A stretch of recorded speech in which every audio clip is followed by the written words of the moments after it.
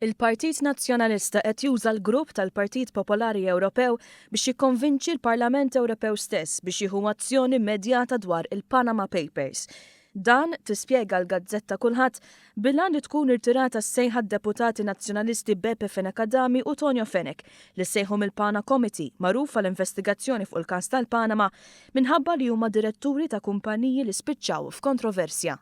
Il-Partit Nazzjonalista saħaq li kemm Tonio Fenek u kemm Beppe Fenekadami m'għandhom ebda oġġezzjoni li jidhru quddiem il-Pana Committee fi frar, għalkemm allega wkoll il-Kumitat sejħilhom għaliex kienet iċedi għal xi tip ta' pressjoni. Intant issa tiżvela l kulħadd fl-aħħar jiem saret korrispondenza biex il-membri tal-Kumitat jeħilsu l-żewġ deputati nazzjonalisti. Il-Pana Committee se jħares lil mill-hekk imsejħa Panama Papers. Dan se jinvestiga s-sistema ta' taxxi fil-pajjiżi Ewropej kollha u kemm il-pajjiżi jieħdu azzjoni kontra l-evażjoni tat-taxxa. Se jkunu qed jinvestigaw ukoll il-liġijiet Ewropej dwar il-ħasil ta' flus.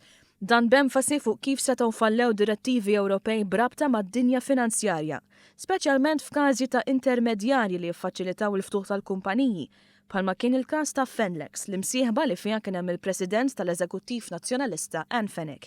Il-Viċi Kap Nazzjonalista Beppe Fenekadami sejjaħ mill-Kumitat brabta mal-każ Capital One li lura f'Ottubru ħareġ fil-Malta Today l-investigazzjoni serja mill-awtoritajiet Olandiżi u l-Pulizija Maltija fuq każ ta' ħasil ta' flus waqfet ħesrem meta tfaċċa ismu. Min-naħa l-oħra, l-eks Ministru Tonio Fenek huwa direttur ta' fond investigat fl-Iżvezja magħruf bħala Falcon Funds li allegatament iffroda pensjonanti. Fond li issa fazzjoni mill-Awtorità Maltija għas-Servizzi Finanzjarji tqiegħed f'idejn awdituri indipendenti. Madankollu il-Kumitat tal-Panama jaf jistaqsi dwar kumpaniji oħra li Fenek huwa involut fihom.